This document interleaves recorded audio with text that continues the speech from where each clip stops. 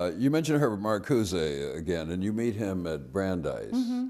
And Mm-hmm. what effect did he have on you? I mean, how did he help shape you? Well, he had a profound effect on my life and my work. I attended his lecture course when I was a first year student, freshman.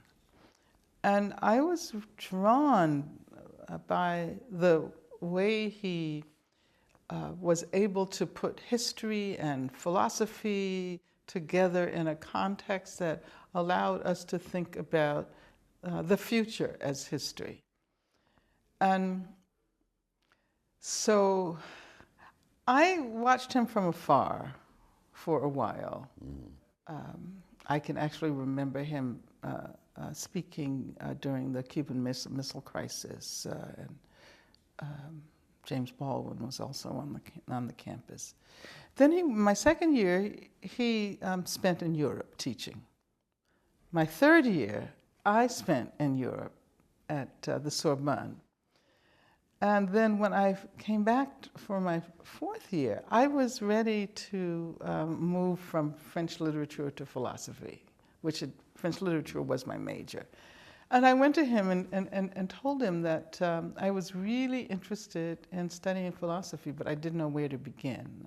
And I hadn't had any formal training. I had read Sartre and Camus, and I had read a lot of the French philosophers in connection with my French studies.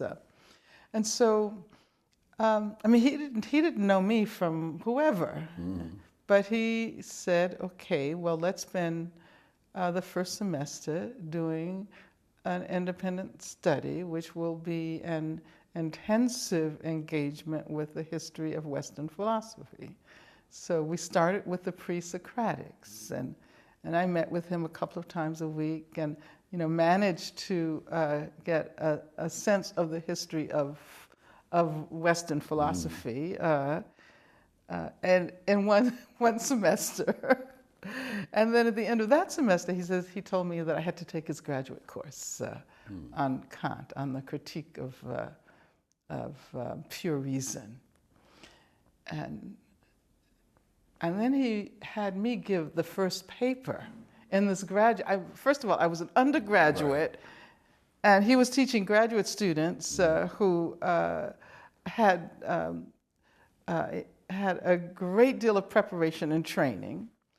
And so by the time I finished that, I was hooked.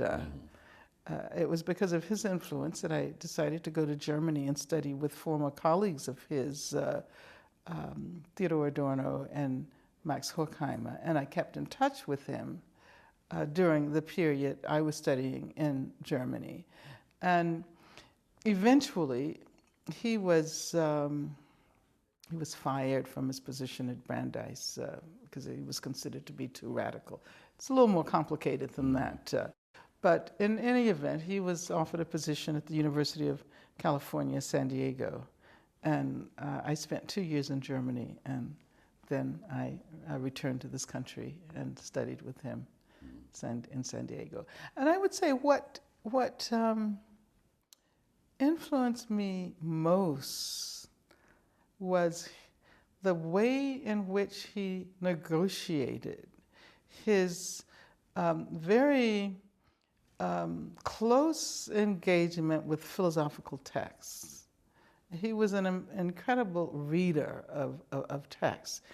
And the way he engaged with those texts and made a connection between possibilities in the real social world. And so I saw him, I took many seminars with him, but I also saw him speak at rallies. I also saw him speak out against the war. I also saw him support the Black struggle. I also saw him support the student movement. And so in that way, it was an inspiration for me. Watching him made it apparent to me that there didn't have to be a contradiction between academic research and social activism. So you saw an example of someone who was both, who could be a serious scholar and also a political activist. Absolutely. A person out in the world more than just in the classroom. Absolutely. Why did you choose Brandeis? You're one of 2 black students at this overwhelmingly Jewish school. Why Brandeis? Well, I think there were 2 black students in my class. There were a few more, but there was only a handful on the entire campus. Well, I went to Elizabeth Irwin High School. The majority of the students there were Jewish, and everybody wanted to go to Brandeis, right? But I was the one who got a full scholarship at Brandeis. And I knew I wanted to go to college in the East. You know, I had thought about Western Reserve. I had thought about Mount Holyoke and other places.